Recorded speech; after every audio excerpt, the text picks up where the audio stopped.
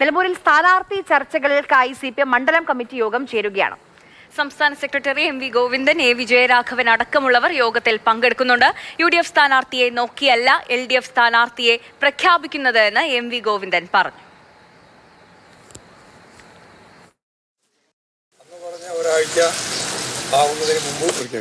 എല്ലാ അർത്ഥത്തിലും പൊതുസമ്മതനായിരിക്കും.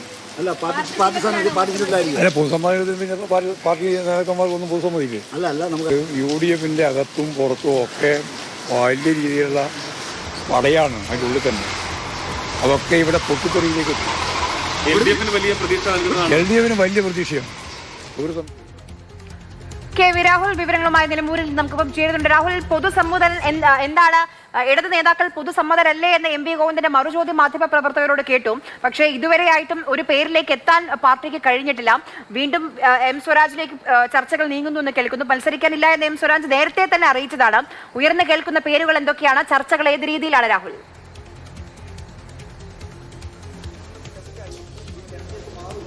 നിലമ്പൂരിൽ UDF-ന്റെ നേതൃയോഗം ആരംഭിക്കാൻ പോവുകയാണ്.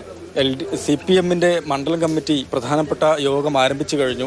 പറഞ്ഞതുപോലെ MV ഗോവിന്ദൻ സംസ്ഥാന സെക്രട്ടറി ഉണ്ട്, PB അംഗം A വിജയരാഘവനുണ്ട്, കേന്ദ്ര കമ്മിറ്റി അംഗങ്ങൾ, സംസ്ഥാന സെക്രട്ടേറിയറ്റ് അംഗങ്ങൾ, ജില്ലാ സെക്രട്ടേറിയറ്റ് അംഗങ്ങൾ, അതുപോലെ തെരഞ്ഞെടുപ്പ് ചുമതലയുള്ള എല്ലാ നേതാക്കളും പങ്കെടുത്തുകൊണ്ട് വളരെ പ്രധാനപ്പെട്ട യോഗമാണ് നിലമ്പൂർ ഏരിയ കമ്മിറ്റി ഓഫീസിൽ ആരംഭിച്ചിട്ടുള്ളത്.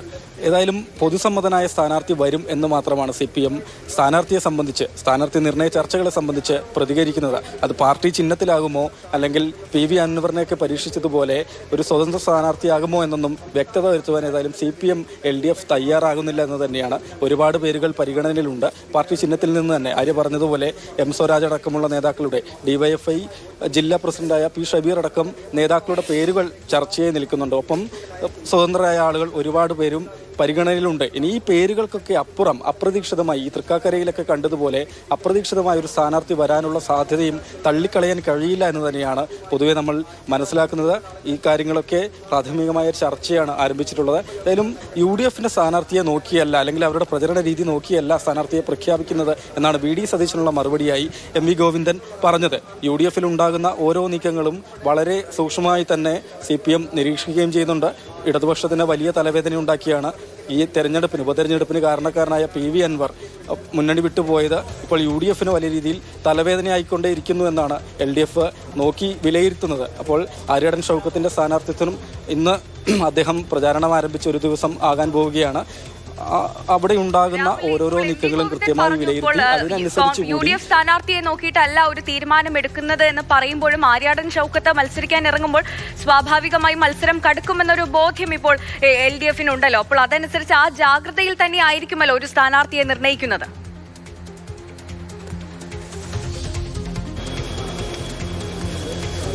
സന്ധ്യ തീർച്ചയായും അങ്ങനെ തന്നെയാണ്. മാധ്യമങ്ങളോട് പ്രതികരിക്കുന്നതാണ് UDF സ്ഥാനാർത്ഥിയെ നോക്കിയല്ല. അത് VD സതീശൻ ഉന്നയിച്ചൊരു ആക്ഷേപം, വിമർശനത്തിനുള്ള മറുപടിയായാണ് അദ്ദേഹം അങ്ങനെ പറയുന്നത്.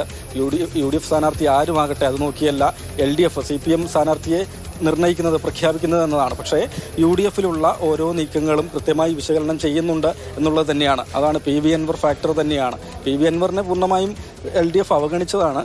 PV അൻവർ UDF-നുണ്ടാക്കുന്ന തലവേദനകൾ, അപ്പം തന്നെ ആര്യാടൻ ഷൗക്കത്തിൻ്റെ സ്ഥാനാർത്ഥിത്വത്തിന് പിന്നാലെ അവിടെ ഉണ്ടാകുന്ന ഓരോ സംഭവ വികാസങ്ങളും വളരെ മൈന്യൂട്ടായി തന്നെ നിരീക്ഷിച്ചുകൊണ്ട് സ്ഥാനാർത്ഥി നിർണയത്തിലേക്ക് പോകാനാണ് CPM ഇടതുപക്ഷം തീരുമാനിച്ചിട്ടുള്ളത്. ഇതിൽ ഒരാഴ്ചക്കകം സ്ഥാനാർത്ഥി ഉണ്ടാകും. പൊതുസമ്മതനായ സ്ഥാനാർത്ഥി, മണ്ഡലത്തിന് അനുയോജ്യനായ സ്ഥാനാർത്ഥി ഉണ്ടാകുമെന്നാണ് MV ഗോവിന്ദൻ നേരത്തെ തന്നെ പ്രതികരിച്ചിരുന്നത്. ആ വിധത്തിൽ തന്നെയാണ് ഇന്നും പ്രതികരണം. ഞാൻ മനസ്സിലാക്കുന്നത് 30-ന് ഇടതുപക്ഷം LDF CPM സ്ഥാനാർത്ഥി പ്രഖ്യാപനത്തിലേക്ക് കടക്കുമെന്നാണ്.